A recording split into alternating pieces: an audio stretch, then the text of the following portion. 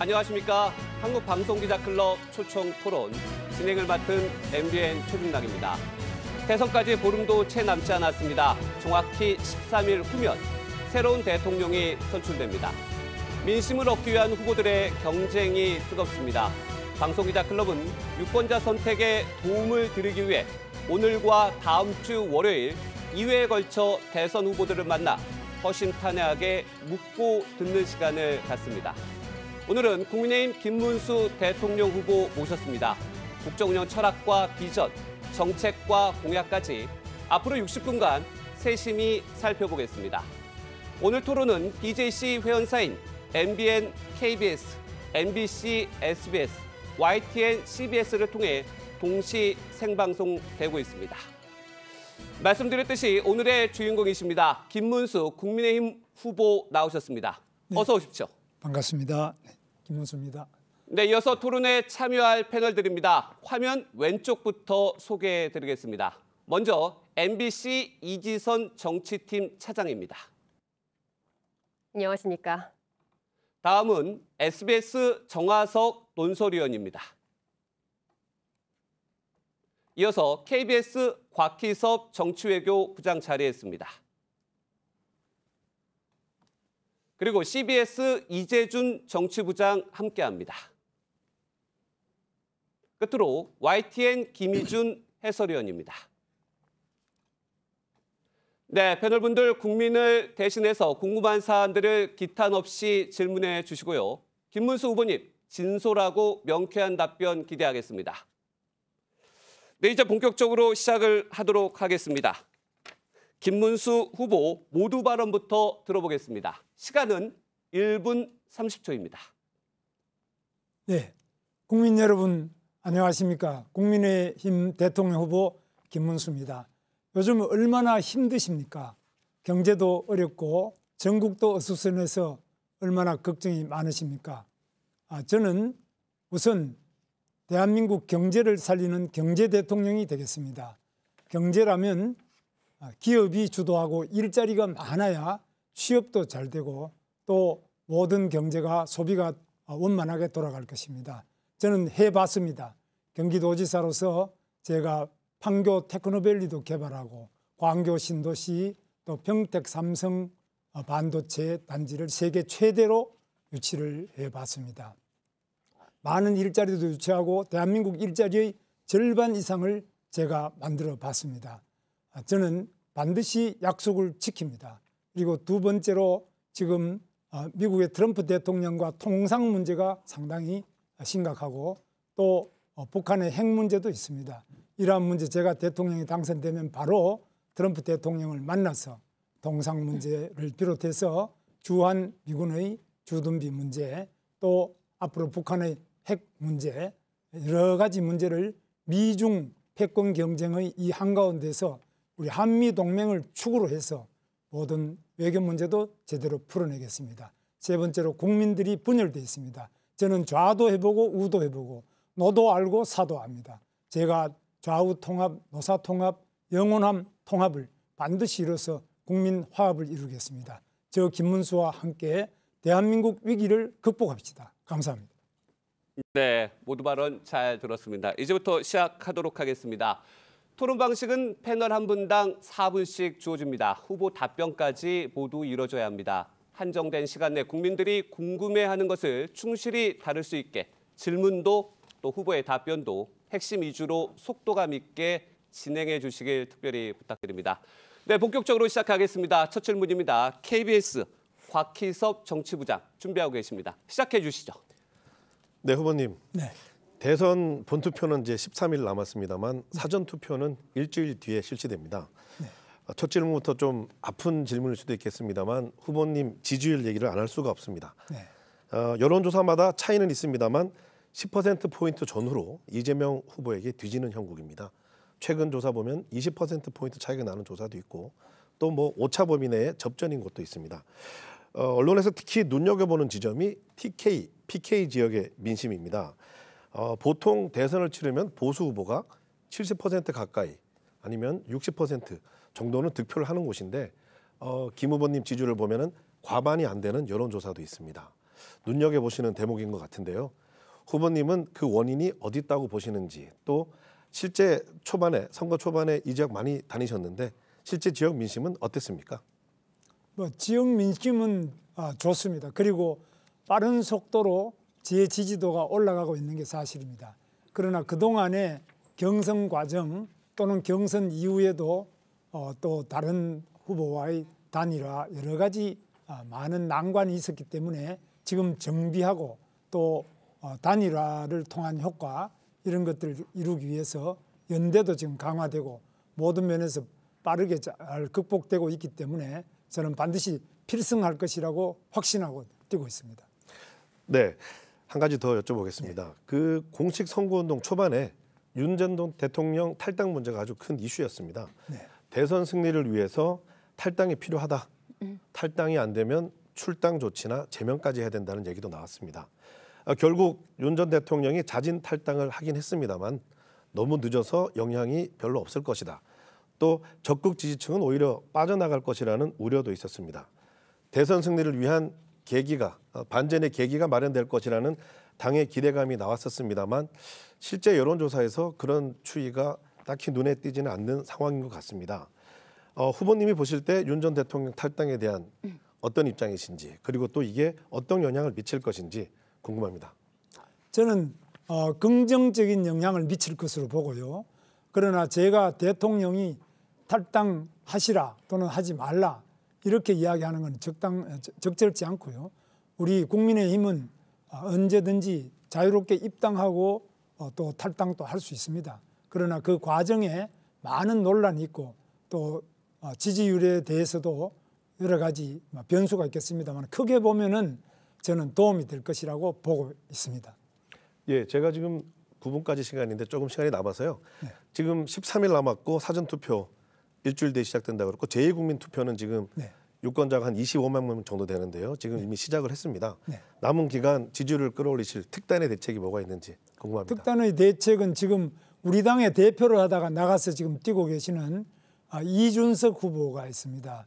이준석 후보는 우리 국민의힘과 전혀 정책도 다르지 않고 또 저 이상으로 또 국민의힘의 여러 분들하고 잘 알고 계십니다. 그래서 이준석 후보는 마지막에 결국 저와 단일화가 돼서 훌륭하게 우리 대선 승리를 이끌 수 있는 주역이 아니겠나 이렇게 생각하고 잘 될 것으로 기대하고 있습니다.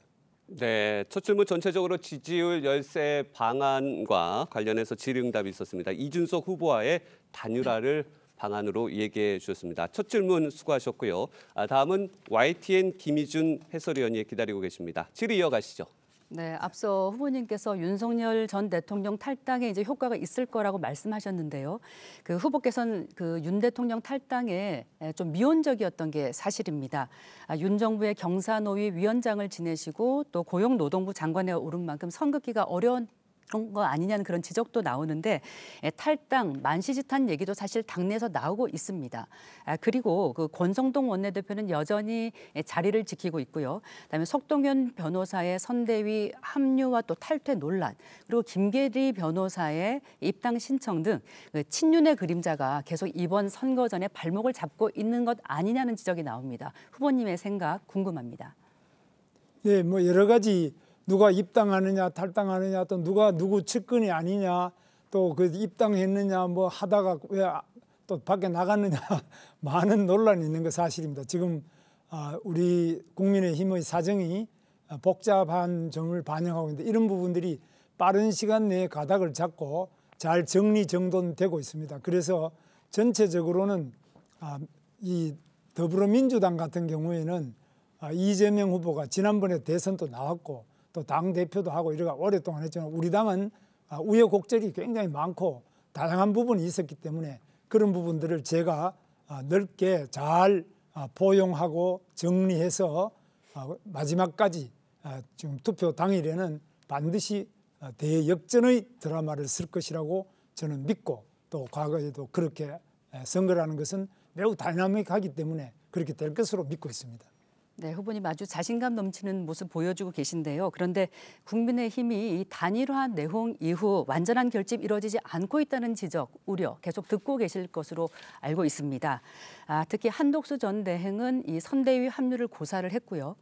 그리고 홍준표 전 시장 같은 경우 미국의 특사단까지 보내서 설득을 했지만 그 전폭적인 지지는 보내지 않고 있는 것이 사실입니다. 그리고 윤 전 대통령 부부와의 절연 등을 요구했던 한동훈 전 대표도 지금 독자적으로 어떤 지방 유세에 나서고 있는 거거든요. 당력을 총결집해야 할 이 시기에 과연 이 당내 원팀 선거전에서 이루어지고 있다고 보십니까? 그 점이 좀 문제가 있습니다. 지금 원팀이 지금 되고 있습니다만 좀 더 국민들이 보기에 모양이 좋게 서로 손잡고 같이 다니고 이렇게 많이 돼야 되는데 아직까지 경선 후유증도 남아 있고요.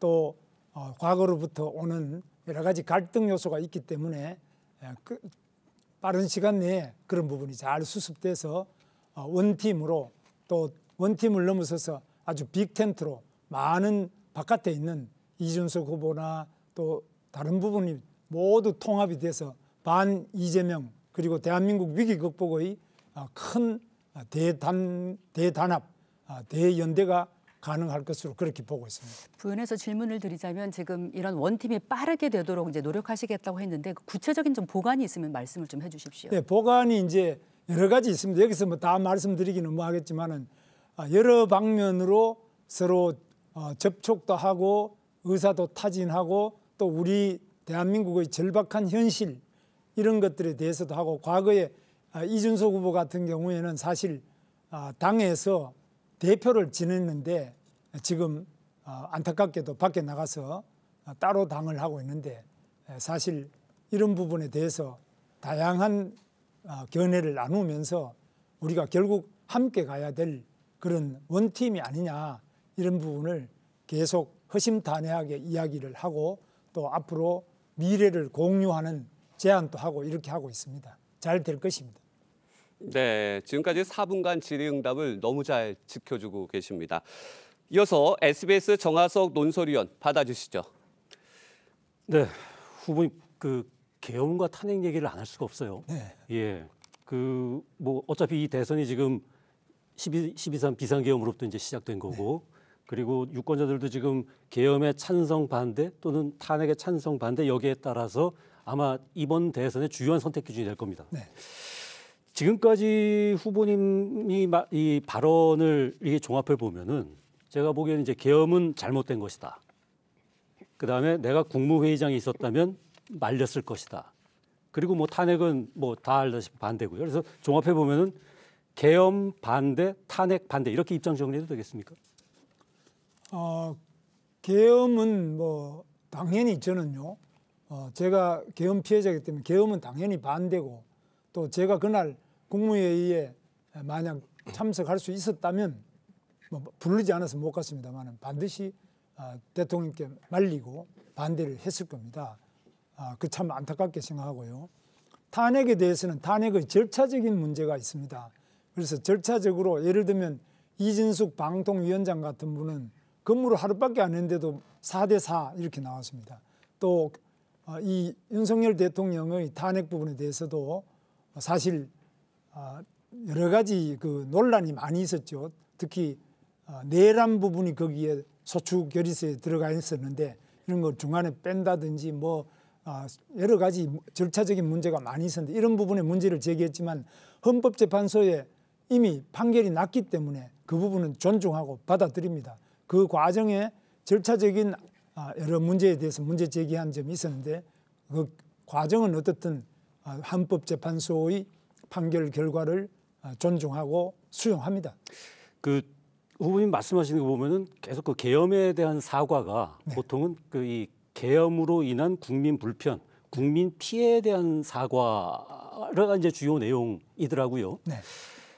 보통 이제 그 계엄의 위헌 위법성 이런 부분에 대해서 이제 이 국민들이 많이 생각을 하고 있는데 지금 후보님이 사과하시는 부분은 그거에 따른 국민 불편, 국민 피해란 말씀이지요. 네.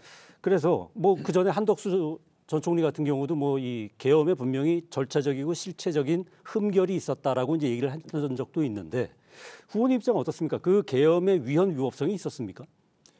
그 계엄의 위헌 부분에 대한 헌법재판소에서 일단 판결이 났고요. 그래서 탄핵까지 됐습니다. 그다음에 그 위법 부분은 내란죄 부분, 형법상의 내란이냐 아니냐 아니면 이것이 헌법에 보장된 대통령의 비상대권이냐 이 부분에 대한 건 지금 다툼이 서울중앙지법에서 진행되고 있습니다. 이 부분을 존중하겠습니다. 어쨌든 이제 계엄 그러면은 결국은 위헌 위법성까지 인정하신다는 말씀이시죠? 그렇죠. 위헌까지 인정하신다는 위헌은 말씀이시죠? 지금 예, 예. 헌법재판소에 판결이 예, 예. 났습니다. 그거는 인정하지 않을 수 위법은 이제 법원에서 따질 위법 거고요. 부분은 이게 내란이냐 부분 아니겠습니까? 예, 예. 그러니까 내란 부분에 대한 것은 중앙지방법원에서 내란에 해당되느냐 안 되느냐는 재판 중에 있기 때문에 이 재판 결과를 제가 존중하겠습니다. 예. 그럼 위헌까지는 인정하시는 걸로. 위헌은 헌법재판소의 결정이 났기 때문에 예. 존중합니다. 그런데 말이죠, 후보님. 그 헌법재판소 관련해서 이제 8대0 이게 공산국가에서나 있는 일이다. 이라고 말씀하셨잖아요. 뭐 자유민주주의 다양한 의견이 있고 다양한 견해가 있는데 네. 이렇지 못해서 헌재가 매우 위험하다. 이제 이렇게 말씀을 하셨잖아요. 네. 이거 근데 사실 국민들 중에 그렇게 생각하시는 분들 많습니다. 이게 워낙 그 이 계엄의 어떤 그런 위헌성이 명확하기 때문에 그 헌법재판관의 어떤 이념 성향, 진보 성향이냐 보수 성향이냐 그거를 다 떠나서 아주 명쾌하게 만장일치로 나온 인용이다. 탄핵 인용이다. 라는 의견들이 있고요. 그렇게 생각하는 국민들이 많은 게 사실이거든요. 근데 이게 만장일치로 해서 공산국가다. 이거 적절하다고 생각하십니까? 그 부분은 제 표현이 좀 격하고 과했는데 과거에 박근혜 대통령 때도 8대0이었죠. 이번에 또 8대0인데 이런 부분에 대해서 좀 소수 의견이라든지 아니면 어떤 다른 토론도 있었다든지 이런 내용이 좀 밝혀지는 것이 더 민주적이지 않겠느냐 이런 생각이었는데 그러나 헌법재판소의 판결이 그래 된 부분에 대해서는 그 자체를 비판한 것은 잘못이라고 생각하고 저는 하여튼 일단 헌법재판소의 판결을 존중합니다. 마지막으로 한 가지만 더 질문 드릴게요. 오늘 보니까 그 윤석열 전 대통령이 전환길 씨하고 그 부정선거라는 이제 다큐 영화를 보러 가셨더라고요, 오전에. 네. 후보님 입장에서 어떻습니까? 선거에 도움이 될 것 같습니까? 글쎄 뭐 저는 그 영화도 못 봤고 이렇습니다만은 부정선거 부분에 대해서 어떤 영화인지는 그는 모르겠습니다. 그러나 우리 대한민국 선거가 공정하게 돼야 되고 또 어떤 경우든지 간에 유권자들 중에 그 누구라도 이 부정선거 의혹을 제기하면 선거관리위원회에서 해명할 노력을 계속해야 되는데 그런 부분에 대해서 앞으로 저는 선거관리위원회의 선거관리나 부정선거 의혹을 완전하게 일소할 수 있도록 최선을 다해서 노력을 하겠습니다. 네, SBS 정화석 논설위원은 조금 4분이 초과하셨습니다. 그래서 후반에 약간 시간을 저희가 조절을 하도록 하겠습니다. 김 의원님 어떻게 지금까지 질문 수위는 괜찮으십니까? 네. 네. 다음은 계속 이어가 보도록 하겠습니다. CBS 이재준 정치부장이 준비하고 있습니다. 네, 후보님 그동안 걸어오신 길 관련해서요 몇 가지 여쭤보겠습니다. 후보께서는 자유통일당 창당에 관여했고 초대 당대표도 지내셨습니다. 사랑제일교회 정광훈 목사가 최대 주주인 정당으로 알려져 있는데요.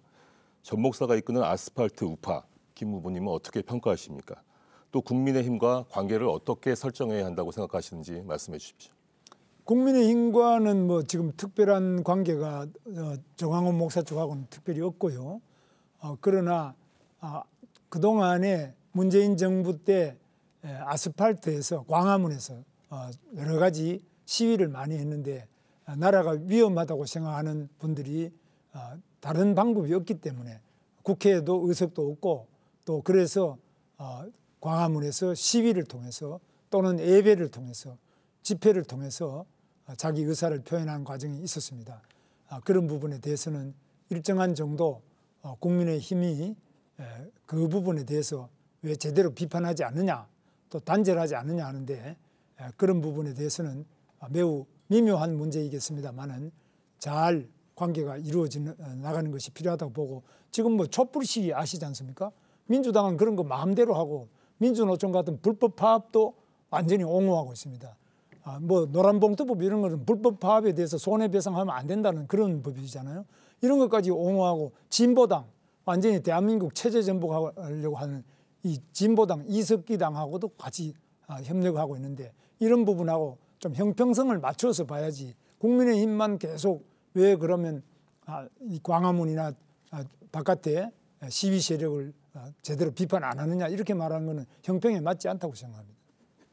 네, 이어서 하나 더 여쭤보겠습니다. 후보님께서 모두 발언에도 말씀하셨는데요. 좌에서부터 우까지 다 해보셨다. 예, 그런 말씀 많이 하고 계십니다. 근데 또 이거를 역으로 이제 극좌에서 극우로 항상 극단에 계셨다 이런 평가도 있습니다. 지금 이제 강성 친윤 너무 오른쪽인 이미지가 강하다 이런 평가도 있었고요. 그래서 후보님의 중도 확장성 문제 당내 경선 시절부터 제기되었습니다. 중도 표심 잡기가 이번 대선에서 무엇보다 중요할 텐데요. 묘안이 있다면 소개해 주십시오. 중도 확장 저만큼 좌에서 우로 가려면은 중도를 거치지 않으면 절대로 우로 못 갑니다. 그래서 저만큼 중도가 무엇인지 중도를 겪어본 사람도 없고 저는 중도라는 것은 경제다. 중도는 실용이다.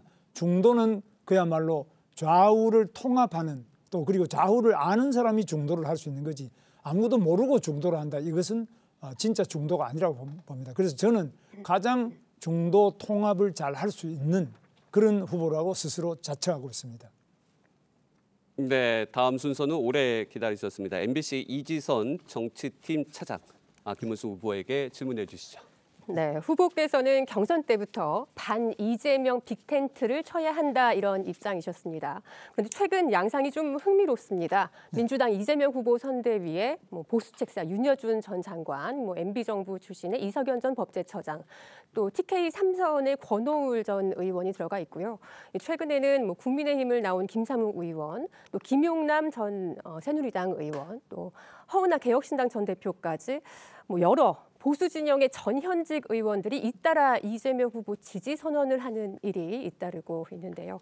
그러니까 반 이재명 빅텐트는 발작도 떼지 못했는데 친 이재명 빅텐트 혹은 반윤 빅텐트가 먼저 펼쳐졌다 이런 반응이 나오고 있습니다. 이런 현상들이 왜 나타난다고 보시는지요? 그 부분은 이제 대세론이라고 봐야 될 것 같습니다. 이재명 후보가 지난 대통령 선거에도 후보였고 또 당 대표를 하면서 당을 완전히 89.77% 대한민국 역사상 최고의 비명행사 정당을 만들었고 강력한 그 후보로서 부상하니까 그 대세에 편승해서 여러 부분이 붙는데 그것도 물론 상당히 승리를 위해서 필요하겠습니다만 반면에 우리 당은 여러 가지 어려운 점이 많이 있습니다. 그래서 그런 점 때문에 우리가 속도가 좀 늦었다, 출발도 늦었다, 여러 가지 불리한 조건이 있다. 그러나 마침내 우리가 승리할 것이다 하는 확신을 가지는데 그것은 바로 이재명 후보가 너무 도를 넘었기 때문에 그 반사작용으로 우리 쪽으로 민심은 우리 편이라고 생각합니다. 네, 그럼 좀 늦긴 했지만 범보수 빅텐트가 쳐질 수 있다. 그럼 앞서도 말씀하셨지만 이준석 후보와의 단일화 얘기를 안 할 수가 없는데요. 네. 오늘 모두 발언에서도 단일화 될 거다. 또 이준석 후보와는 원팀 아니냐 이런 말씀도 오늘 하셨습니다. 그런데요, 아직 물론 가능성 배제할 수 없지만 지금까지 이준석 후보는 단 한 번도 단일화에 긍정적인 답변을 한 적이 없고요. 어제도 후보께서 같이 하는 게 맞지 않겠느냐 이 말씀에 이준석 후보는 가능성이 없다 일축했습니다. 그러면서 오히려 이제 후보께서 자유통일당이나 우리공화당 이쪽과 오른쪽 텐트를 치려하는 것 같다 이런 말을 하면서 거리를 좀 뒀는데요. 자, 이준석 후보와의 단일화 이 상황을 타개하기 위한 보관 있으신지 궁금합니다. 이준석 후보는 아시다시피 국민의힘의 당 대표를 지낸 분입니다. 개인적으로도 그렇고 또 여러 가지 인간관계가 지금 밖에 나가 있지만 모든 뿌리와 인간관계와 앞으로 지향점은 국민의힘 쪽에 와 있습니다. 이준석 후보가 민주당에 가는 것도 아니고 독자정당이라고 하지만 독자정당이 제대로 될 것이라고 이준석 후보 자신도 생각하지 않고 또 본인이 독자정당을 하는 것이 얼마나 고단한 일인지 이 우리 한국의 정치 현실에 너무나 힘든 일이라는 걸 잘 알고 있기 때문에 마침내 잘 될 것입니다. 예, 저희들이 여러 가지 노력을 하고 있습니다. 네, 한 가지만 더 질문 드리면요. 그럼 결국 누가 진짜 보수를 대표하는 후보냐? 이준석 후보냐? 김문수 후보냐? 후보님이 생각하시는 진짜 보수는 무엇이고 진짜 보수의 대표 후보는 누구라고 생각하시는지요? 저는 대한민국의 보수라는 것이 좌도 우도 다 포용할 수 있는 김문수가 보수의 새로운 통합 지도자다라고 저는 생각하고요. 이것은 보수라고 해서 뭐 좌도 몰라도 되고 아무도 몰라도 보수를 할 수 있지 않냐. 저는 그렇게 보지 않습니다. 결국 보수라는 것은 대한민국 그 자체의 정통 세력이기 때문에 대한민국은 좌도 우도 북한도 다 포용할 수 있는 너무너무 위대하고 폭넓은 대한민국의 리더십이 보수주의다고 생각하고 있습니다. 그렇다면 단일화한다면 김문수 후보로의 단일화입니까? 네. 예, 저는 뭐 하여튼 제가 반드시 앞으로 모든 국민들의 희망 이런 것들을 잘 대변하는 진정한 우리 대한민국의 리더로 확실하게 열심히 노력하겠습니다. 네, 좌도 우도 북한도 포용할 수 있는 보수 통합까지 얘기를 해주셨습니다. 팽팽한 질의응답이 이어지고 있습니다. 이어서 저도 질문 하나 드려보도록 하겠습니다. 주제를 좀 바꿔서요. 어제 김용태 비대위원장이 그 배우자 토론을 제안을 하셨습니다. 후보께서는 이 선거 전략에 도움이 된다고 보십니까? 지금 이재명 후보, 이준석 후보가 3일이 아니라 몇 분 만에 바로 거절을 했습니다. 어떻게 보십니까? 뭐 저는 뭐 표에 도움이 된다 이런 취지가 아니고요. 정말 얼마나 많은 배우자 리스크, 이게 대한민국의 영부인들은 조금 리스크를 많이 가지고 계셨고 또 그것 때문에 대통령도 힘들 정도로 이런 사례가 많았기 때문에 그런 부분을 한번 검증하는 것이 필요하지 않느냐 이런 정도였지, 뭐 그것이 뭐 누가 유리하다, 뭐 제 아내가 유리하다 이런 거는 하나도 없습니다. 일각에서는 오히려 이제 김건희 여사가 소환됐다. 그래서 국민의힘의 선거 전략으로는 도움이 되지 않을 것이다. 이런 지적도 나옵니다. 이 부분은 어떻게 보십니까? 뭐 우리 윤석열 대통령 네 분에 대해서는 저는 뭐 잘 그 김건희 여사분든지 이런 분들은 제가 만나본 적도 없고 한 번도 뭐 전화 한 통 한 적도 없고 잘 모릅니다만은 다만 김건희 여사님이 어떠니까 뭐 그것이 우리 당에 어떤 영향을 미친다 이런 것을 떠나서 어떤 배우자든지 간에 뭐 예를 들면 이재명 후보의 배우자가 법카를 쓰느냐, 그럼 앞으로도 그러면 대통령 되면 더 많은 법카를 쓸 수 있을 건데 이거 어떻게 할 거냐 이런 거 한번 들어보는 것도 필요하지 않느냐, 그런 취지라고 생각합니다. 네, 알겠습니다. 지금 여러분께서는 BJC 한국방송기자클럽 김문수 국민의힘 대선 후보 초청 토론 함께 하고 계십니다. MBN, KBS, MBC, SBS, YTN, CBS가 현재 공동으로 생중계하고 있습니다. 현재까지 여러 가지 현안과 관련해서 뜨거운 질의응답이 이어졌습니다. 다음은 정책 질의로 넘어가 보도록 하겠습니다. YTN 김희준 해설위원이 기다리고 계십니다. 네, 후보님, 외교 정책부터 질문을 드려보겠습니다. 이재명 후보는 이른바 쉐쉐 발언 논란에 대해서 실용 외교를 내세우면서 반박을 했습니다. 그러면서 윤석열 정부의 가치 외교, 이른바 가치 외교를 실패라고 규정을 했는데요. 만약 집권하시게 된다면 전 정부의 가치 외교를 이어나갈 생각이십니까? 또 한 가지 여쭤보면 그 당선되면 즉시 한미 정상회담부터 갖겠다고 하셨습니다. 트럼프 정부의 압박에 대응해서 우리의 국익을 최대한 확보할 수 있는 그런 강원 협상 전략 어떻게 가져가실 계획인지도 말씀해 주십시오.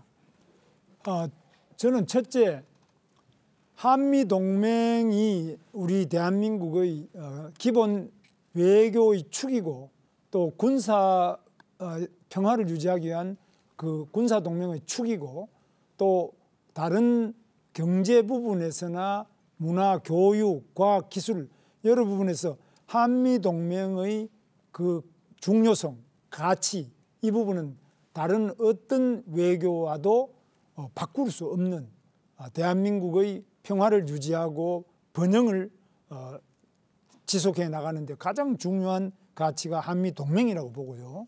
뭐 어떤 분은 중국도 중요하다, 누구도 중요하다 그러지만 가장 중요한 기본 축이 바로 한미 동맹이라고 봅니다.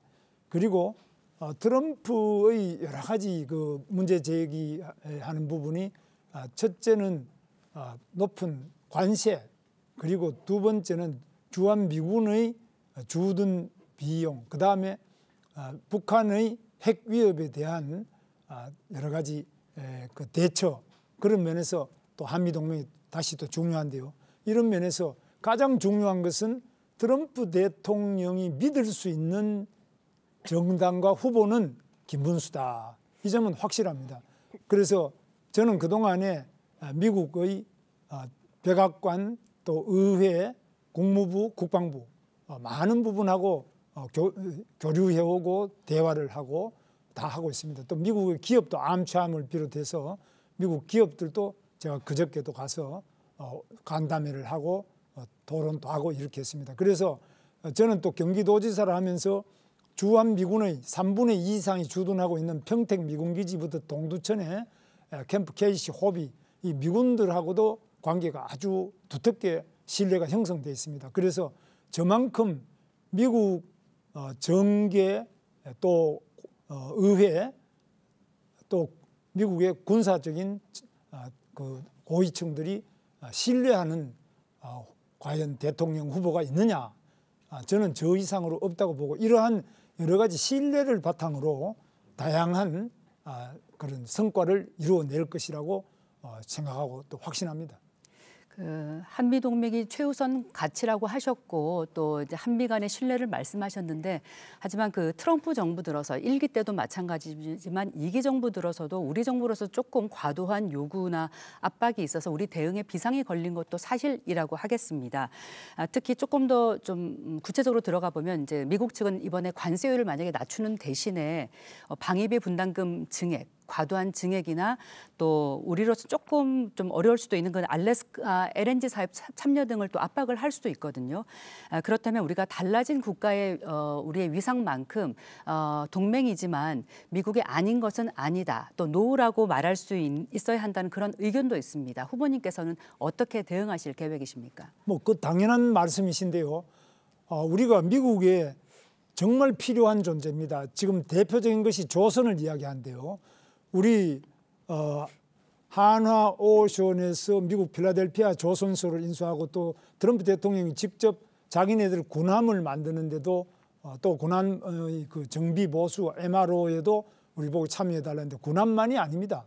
지금 조선 자동차, 심지어는 비행기 T-50 같은 거 미국이 수출도 합니다. 그래서 비행기, 반도체는 이미 말할 것도 없고요. 반도체, 전자, 우리나라의 각종 과학기술, 바이오까지 모든 부분에서 대한민국이 가지고 있는 이 엄청난 과학기술 또는 제조 능력, 그리고 인적인 자원의 우수성, 지정학적인 대한민국의 위치, 이 모든 것이 미국으로서는 어떤 나라보다는 가장 중요한 동맹입니다. 그래서 트럼프 대통령이 이런 부분에 대해서 다른 나라, 이 미중 패권 속에서도 특히 한국이 얼마나 중요합니까? 미국이 중국과 경쟁해서 이기기 위해서는 한국이 어디로 가느냐에 따라서 결정적인 영향을 미칠 수 있습니다. 이 모든 것들을 저는 외교적으로 잘 활용을 해서 대한민국의 가치가 미국에게 절대적으로 필요하고, 미국이 세계적으로 리더십을 확보하는데 대한민국 없이는 불가능하다는 것을 확실하게 인식시키도록 하겠습니다. 네, 전 세계 가장 뜨거운 이슈죠. 트럼프 관세 대응 전략까지 들어보셨습니다. 수고하셨습니다. 이어서 KBS 곽희섭 정치외교부장 김문수 후보에게 질문해 주시죠. 네, 앞서 좀 말씀이 나왔습니다만 북핵 해법, 대북 정책에 대해서 여쭤보겠습니다. 후보님 역시 한미 동맹에 기반한 대북 억제력 강화, 핵 균형을 공약으로 말씀을 하셨습니다. 윤석열 정부와 좀 비슷한 기조로 보이는데요. 여기서 한 발 더 나아가서 핵 잠재력을 확보하겠다는 말씀도 하셨습니다. 핵 잠재력 확보, 그러니까 우라늄을 농축하고 플루토늄을 재처리할 수 있는 기술을 저희가 갖겠다는 건데요. 이렇게 하려면은 한미 원자력 협정을 개정해야 되는 사안입니다. 이 부분 어떻게 해결하실 건지 궁금하고요. 또 한 가지, 이 북핵 문제하고 남북 관계는 이렇게 힘으로 밀어붙이는 것도 중요하지만 강원 전략, 북한과의 대화가 필요하다는 지적도 많습니다. 우리 후보님이 대통령이 되신다면 북한과 대화 의지가 있으신지 그것도 궁금합니다. 우선 북한과는 대화를 합니다. 저는 경기도지사를 8년 했는데 그동안에 북한에 인도적인 지원을 했어요. 북한의 농업을 도와준다든지 북한의 또 개성에다가 묘목을 기르는 양로장을 도와주기도 하고 여러 가지 말라리아 모기가 지금 우리 파주, 고양, 김포 이런 데 말라리아 모기가 북한에서 많이 와서 우리 군인들이나 북한 북쪽에 있는 우리 주민들이 말라리아 많이 감염이 되는데 이런 걸 위해서 퇴치 운동을 제가 8년 내내 했습니다. 그래서 저는 북한과 인도적 협력을 어떻게 해야 될지 그렇게 한다고 해서 뭐 이재명 후보처럼 북한에다가 돈을 자기 부지사를 통해 가지고 갖다 주고 감옥에 가고 이런 일은 저는 한 번도 없었습니다. 투명하면서도 북한과 얼마든지 대북 관계를 잘할 수 있고 여기서 성과를 낸 사람이 접니다. 그래서 당연히 하고요. 두 번째, 원자력 협정을 개정하는 문제에 대해서는 결국은 신뢰입니다. 우리나라를 미국이 신뢰하고 있지 않기 때문에 여러 가지 민간 국가로 지정하고 이렇게 되는데요. 이 신뢰, 과연 대한민국이 한미동맹의 가장 축이고 미국의 미중 패권에서 이거는 가장 최전방에 전략적으로 핵심적인 위치에 있는 나라가 대한민국이다. 대한민국 빼고는 중국을 이길 수 없다. 이런 확신을 심어드리도록 하겠습니다. 짧게 그럼 한 가지만 더 여쭤보겠습니다. 전술핵 재배치도 말씀을 하셨거든요. 네. 이것도 미국하고 협상이 아주 중요할 것 같고요. 또 전술핵을 그러면 과연 어디다 배치할 것인지가 아주 큰 이슈일 것 같습니다. 뭐 괌, 뭐 주1 미군기지 또 주한 미군기지에도 배치될 수 있는 거지 않습니까? 근데 사드 배치 때에도 중국과의 관계나 아주 어려운 점들이 많았었는데 후보님 생각은 어떠신지요? 전술핵은요. 첫째는 우리나라의 미군기지에 배치할 때는 너무나 큰 반발과 우려가 있기 때문에 괌에 배치를 하되 이 괌에 배치된 미국의 전술핵은 북한을 향한 것이라는 것을 한미 양국이 천명할 필요가 있습니다. 분명하게 괌에서 북한을 겨냥한 전술핵이 배치되어 있고 준비되어 있다. 이것은 굉장히 중요한 메시지로 핵 억제력의 중요한 부분을 차지할 것이고요. 두 번째로 지금 북한의 우리 미국의 핵 잠수함이 세계를 다 이렇게 순항하고 있는데 이런 부분들이 부정기적으로 좀 더 자주 우리 한반도 인근으로 순항을 해서 언제나 지금 북한에 대해서는 미국이 만반의 준비를 갖추고 있고 언제든지 만약 도발할 경우에는 그 적 지도부가 완전히 완파 전멸될 것이라는 확고한 공포를 심어줘야만 억제력이 생깁니다. 그래야 우리 평화가 유지됩니다. 네, 수고하셨습니다. 이어서 SBS 정하석 논설위원 받아주시죠. 네, 7, 80년대 후보님 노동운동의 전설이었다. 이렇게 증언하시는 분들이 꽤 많죠. 네. 뭐 그 부분을 후보님도 굉장히 자랑스러운 이력으로 생각하실 거고요. 근데 그 이후에도 뭐 이제 보수 정당에 들어와서도 어찌 보면 좀 친노동적인 그런 성향을 많이 보여주셨었는데 근래 들어서는 이제 그 노란봉투법 이거를 헌법과 민법에 맞지 않는 악법이라고 하셨잖아요. 근데 뭐 그 전에 22년에는 또 불법 파업엔 손배 폭탄이 특효약이다. 뭐 이런 말씀도 한번 하신 적이 있고요. 근데 노란봉투법이 뭐 여러 가지 뭐 문제가 있다고 하더라도 어쨌든 간에 하청 노동자들의 그 권익 부분 보호하는 측면이고 그다음에 그 지나친 그 손배 폭탄을 맞고서 뭐 스스로 삶을 포기하는 그런 노동자들도 있었는데 좀 너무 오른쪽으로 많이 가신 거 아닌가 이런 지적들도 있습니다. 어떻게 생각하세요? 노란봉투법은 아시는 것처럼 불법 파업에도 손해배상을 못하게 하는 이거는 안 되거든요. 불법 파업을 하면은 당연히 합법 파업은 당연히 뭐 그건 합법이기 때문에 손해배상 못합니다. 그런데 불법 파업도 손해배상을 못한다. 이렇게 되면 무법천지가 돼서 과연 대한민국에서 누가 기업을 할 수 있겠습니까? 상한을 제한하는 거 아닙니까? 아니 그건 예. 이 구체적인 법에 들어가면 굉장히 복잡한 부분이 많대요. 그래서 이거는 기본적으로 불법을 조장하는데 우리나라가 노동 손실 일수가 윤석열 대통령 노동개혁을 통해서 거의 절반 이하로 떨어졌습니다만 여전히 일본보다 수십 배 파업으로 인한 손실 일수가 많습니다. 다른 선진국에 비해서 비교할 수 없이 많은데 이러한 무법한 불법한 파업에 대해서도 손배소까지 못한다면 과연 우리나라에서 기업이 가능하겠냐. 지금 현대자동차도 왜 미국으로 가느냐. 꼭 관세 아니냐. 아니면 강성민주노총 때문이냐.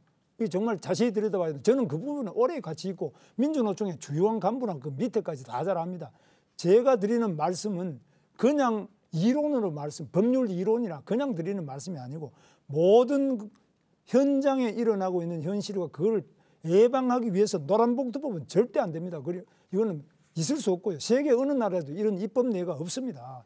그리고 하청 노동자들이 권익은 보호돼야 됩니다. 그래서 이 부분에 대해서는 그 하청 노동자들이 임금이 체불된다든지 여러 가지 그 권익 옹호를 위해서는 바로 이 강성의 대기업 노조가 지나치게 자기 이익을 많이 챙기기 때문에 밑에까지 내려갈 힘이 없는 겁니다. 그래서 이런 부분에 대해서도 하청 노동자들까지 포함한 그런 노사 간의 협상도 이루어지고 법률도 많이 준비가 되어 있는데 이런 부분에 대해서 지금 민주당에 통과를 안 시키고 있는데 대표적인 것이 바로 노동약자보호지원법입니다. 제가 내놨는데 지금 이 법안도 안 하고 있습니다. 왜냐? 노란봉투법을 통과시키려고 했는데 노란봉투법은 지금 우리나라의 헌법, 민법 그리고 기본적으로 노동법의 기본을 다 허물고 이거는 기업을 할 수 없도록 만드는 법이기 때문에 노동자에게도 해로운 법입니다.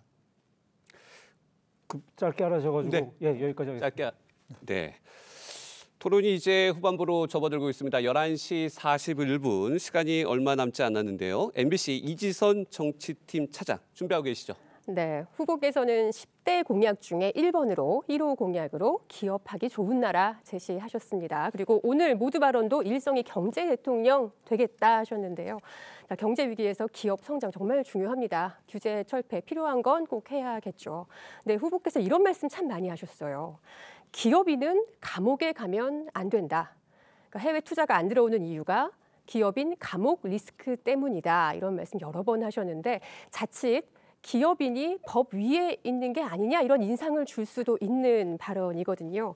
그리고 또 이런 말씀도 하셨어요. 대통령이 되신다면 대통령실에 기업 민원을 전담하는 수석 비서관을 신설하겠다 이런 말씀도 하셨는데 김 후보님의 이 친기업 기조가 좀 지나친 거 아니냐 이런 비판도 나옵니다. 이런 비판에 대해서 어떻게 생각하시는지 또 이런 친기업 정책으로 인해 발생한 어떤 경제적 불평등 이런 문제에 대한 고민은 없으신지 궁금합니다. 지금 이거는 제 이야기가 아니고요. 대한민국의 기업인들의 감옥 리스크, 그 사법 리스크라 그러죠.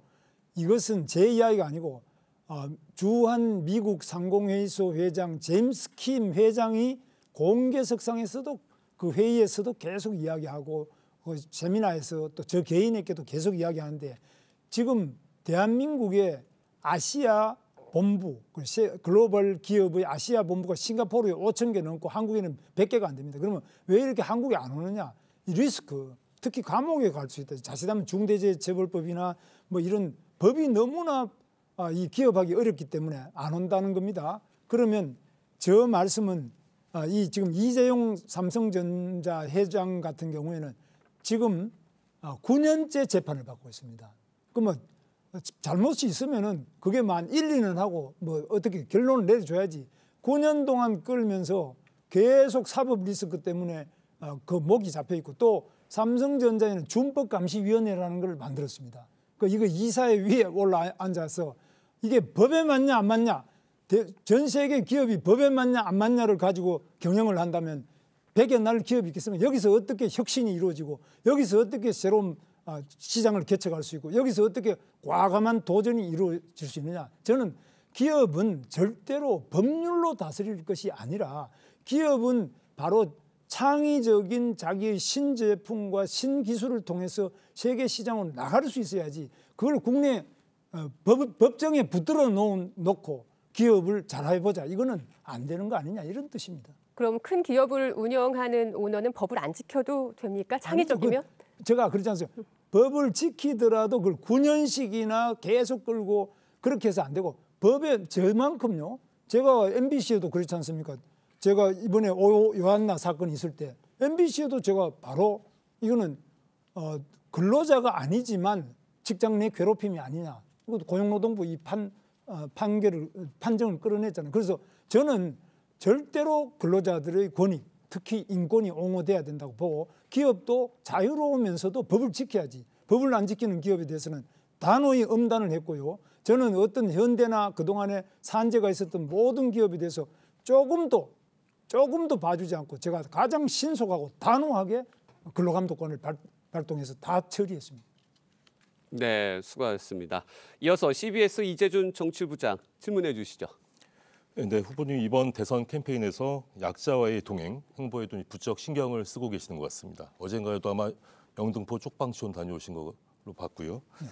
반면에 여성 성평등 공약이나 행보는 눈에 띄지 않는다 이런 지적도 많습니다.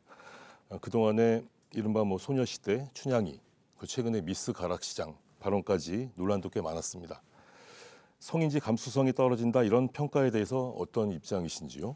그리고 만약 집권하게 되면 성평등 내각을 짤 의지는 있으신지 말씀해 주십시오. 예, 그런 부분에 대해서는 제 발언이 잘못돼서 죄송스럽게 생각합니다. 제가 가락시장이 너무나 힘들다 그래서 그러면 우리 그 지역구에 국회의원들께서 좀 이렇게 도와주시면 좋겠다는 취지로 했는데 이게 제가 한 발언이 민감하게 영향을 미칠 수 있는 것을 주의가 부족한 점에 대해서 죄송스럽게 생각합니다. 저는 제가 딸이 하나밖에 없습니다. 그리고 여성에 대해서 누구보다도 제가 가장 존중하고 여성의 권리와 권익이 향상돼야 된다고 생각하고 있기 때문에 양성이 항상 평등하고 조금이라도 어느 성이 차별받아서 안 된다. 서로 평등하게 사이좋게 이렇게 잘 지내는 것이 진정한 성평등이 아니겠나 이렇게 생각하고 있습니다. 예, 간단히 하나만 여쭤보겠습니다. 미스 가락시장 논란 이후에 배우자께서 이제 한마디 하셨다. 그런 기사를 봤는데 뭐라고 하셨는지. 제 집사람은 항상 저한테 항상 그 지적도 많이 하고 가장 아프게 지적을 많이 합니다. 하여튼 늘 조심해라고 합니다. 근데 제가 참 그래 암만 조심을 해도 늘 집에 가면 또 제 아내가 지적을 많이 하고 있습니다. 네, 준비된 시간이 거의 다 돼가고 있습니다. 저도 질문을 하나 드려보도록 하겠습니다. 본인 교육 문제입니다. 혹시 4세 고시, 7세 고시 이런 말 들어보셨습니까?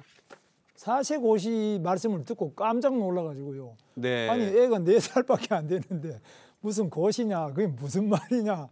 제가 물어보니까 정말 의과대학 보내려고 4살부터 한다든지 영어 가르치려고 4살부터 한다든지 그래서 이거는 아동학대 아니냐는 생각이 제가 들었습니다. 그래서 이건 아기들이 좀 자연스럽게 놀 수 있고 이래야 돼야 되는데 지나친 이런 사교육의 과열 부분은 정말 이거 대책을 세워야 된대요. 그런 부분은 특히 우리 언론이 좀 많이 애를 써주시면 좋겠어요. 그래서 이걸 법으로 어떻게 한다기보다는 이건 좀 아니지 않느냐. 다른 나라는 또 어떻게 되느냐 이런 걸 좀 보여주시면서 언론이 잘 이렇게 좀 계도를 해 나가는 것이 굉장히 필요하다고 생각합니다. 네, 말씀하신 것처럼 우리나라는 과도한 사교육 그리고 힘들어지는 공교육 때문에 좀 교육이 예전부터 100년대 지계가 되지 않고 있습니다. 그래서 우리 김 후보님이 생각하시는 그 여러 가지 입시 교육과 관련해서 교육의 하나의 큰 뿌리를 생각하신다면, 큰 대책을 생각하신다면 뭐가 있을까요? 핵심이 공교육, 학교가 정상화되고 학교가 살아야 됩니다. 저는 어릴 때 워낙 가난하게 살아서 집에 가면 공부를 못할 만큼 단칸방에 8명, 9명이 사니까 공부가 되겠습니까? 그러니까 책상도 없고 아무것도 없는 데 살아서 선생님이 늘 방과 후에도 학교에 남아서 공부할 수 있도록 배려를 해주셨는데요. 그게 배려나 그랬는데 그때는 그랬습니다. 그래서 학교에 남아서 공부를 할 수 있었기 때문에 그게 일종의 독서실 같은 역할을 한 거죠.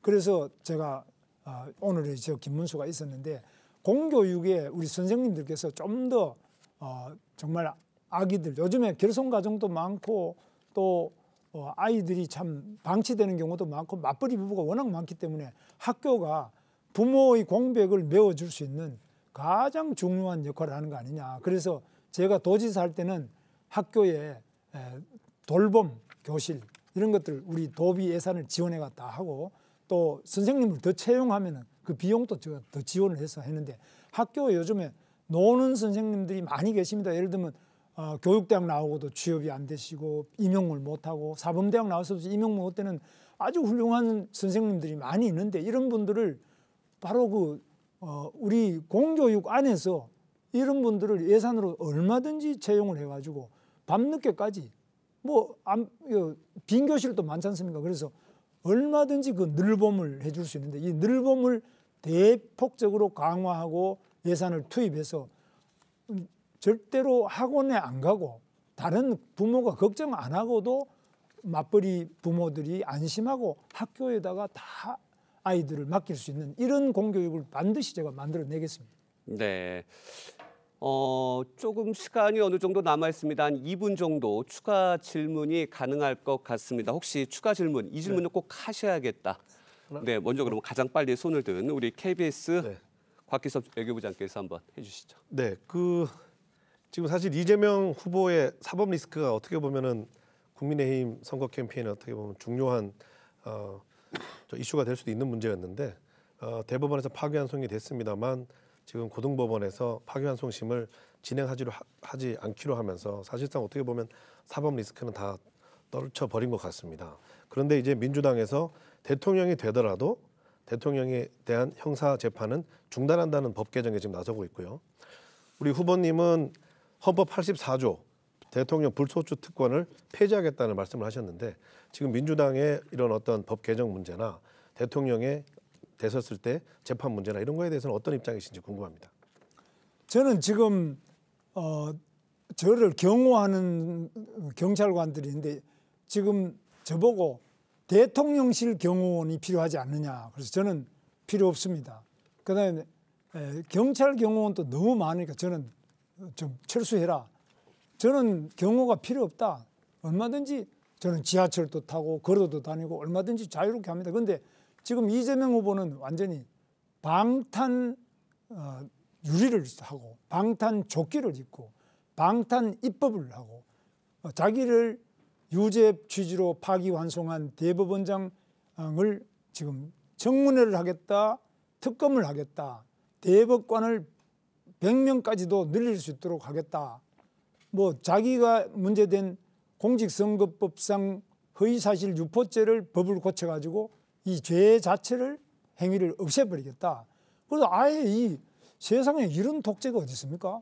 그래서 이런 부분에 대해서 저는 정말 해도 너무하기 때문에 이런 부분에 대해서 우리 국민들과 전 언론이 힘을 합쳐서 집중적으로 그 위험성, 이게 바로 방탄 독재, 민주당이 아니라 독재당으로 가는 첫걸음이라고 생각하고 저는 우려하고 있습니다. 불소추 특권 여쭤봤는데 그 부분은 어떻게 보십니까? 그래서 그거는 물론 불체포 특권은 당연하고요. 그런 부분은 물론 없애고 개헌을 통해서든지 간에 그 누구도 특권이 없어야 된다. 직무를 수행하는 건 좋은데 특권이 주어지는 것은 그 누구도 안 된다고 저는 생각합니다. 네, 1분 내 답변이 가능하신 질문으로 추가 질문, 워낙 질문을 지금 짧게 잘해 주셔가지고 마지막으로 추가 질문 하나 더 받겠습니다. 네, YTN 김희준 해설위원 부탁드립니다. 네, 그 비상계엄과 탄핵 정국을 거치면서 이른바 87년 체제와의 결별은 시대적 소명이 된 부분이 있습니다. 후보님께서도 3년으로의 임기 단축 그리고 4년 중임제를 내거셨는데요.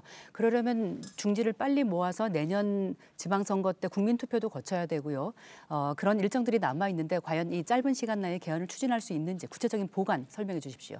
예, 개헌은 아주 어려운 문제인데요. 정말 저는 생각에 개헌이 어렵지만 국민들이 보기에 합의가 된다면은 할 수 있는데 이 국민들에 대해서 제가 어떤 권력을 연장하려는 것이 아니라 저는 임기를 3년만 하겠다.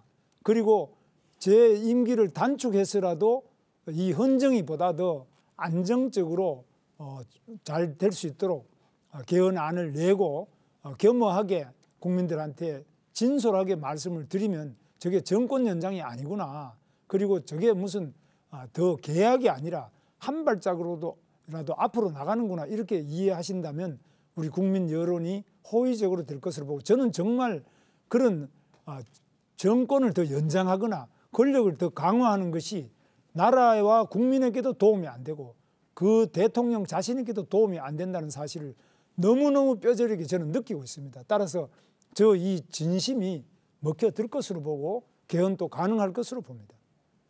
네. 마지막까지 질의응답을 마치도록 하겠습니다. 정말 여러 가지 질문, 정책과 또 공약과 관련해서 뜨거운 질의응답이 이어졌습니다. 저희가 이제 토론을 정리할 시간이 됐습니다. 1시간 가량 짧은 시간이어서 미처 못한 얘기 그리고 아쉬운 점들이 있었을 텐데 김문수 후보님, 네. 마지막으로 강조하고 싶은 말씀 정리하실 수 있을 정도로 1분가량 드리도록 하겠습니다. 네.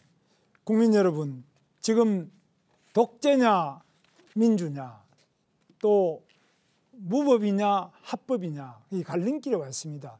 우리 대한민국 역사에 이런 순간이 있었습니까? 저는 민주화를 위해서 유신시대부터 시작해서 550을 거쳐서 쭉 평생을 살아온 사람인데 이런 위기의식을 느껴본 적이 없습니다. 어떻게 해서 민주당에는 민주가 하나도 없고 또 대한민국의 민주주의가 완전히 후퇴해서 상권 분립은 뭐 교과서에 다 나와 있는 기본인데 상권 분립이 아니라 지금 민주당 입법 독재를 넘어서서 이제 사법부도 완전히 자기 마음대로 대법원장까지 탄핵하고 또 특검하겠다 하고 청문회까지 하겠다고 합니다. 이렇게 하고 또 대통령까지 되면 입법, 행정, 사법을 다 장악한 이재명 독재. 과연 누가 막을 수 있겠습니까? 6월 3일 여러분의 소중한 한 표 한 표 국민의 소중한 주권 그리고 국민 여러분의 뜨거운 민주주의에 대한 열망 이것만이 대한민국을 다시 위대한 민주국가로 만들 수 있다고 확신합니다. 국민의힘 이 김문수와 함께 대한민국 위대한 민주국가로 발돋움할 수 있도록 함께 노력합시다. 감사합니다. 네, 마지막 1분가량까지 강조하고 싶은 말씀 잘 들었습니다. 네, 앞서 방송 초반 송출 과정에서 기술적 문제로 일부 회원 방송사들의 오디오가 고르지 못했던 점은 사과 말씀드리겠습니다. 네, 한국방송기자클럽이 마련한 김문수 국민의힘 대선 후보 초청 토론은 이제 마칠 시간입니다. 시간이 짧아 다소 아쉽지만 김문수 후보의 국정 운영 철학과 비전 그리고 정책 공약에 대해 다소나마 궁금증이 풀리는 시간이었기를 기대합니다. 다음 주 월요일은 이준석 개혁신당 대선 후보를 초청합니다. 역시 많은 관심 부탁드리겠습니다. 오늘 성의 있는 답변과 열띤 토론 이어가 주신 김문수 후보께 감사드립니다. 네, 감사합니다. 네, 또 패널 분들도 수고 많으셨습니다. 끝까지 시청해 주신 여러분 고맙습니다.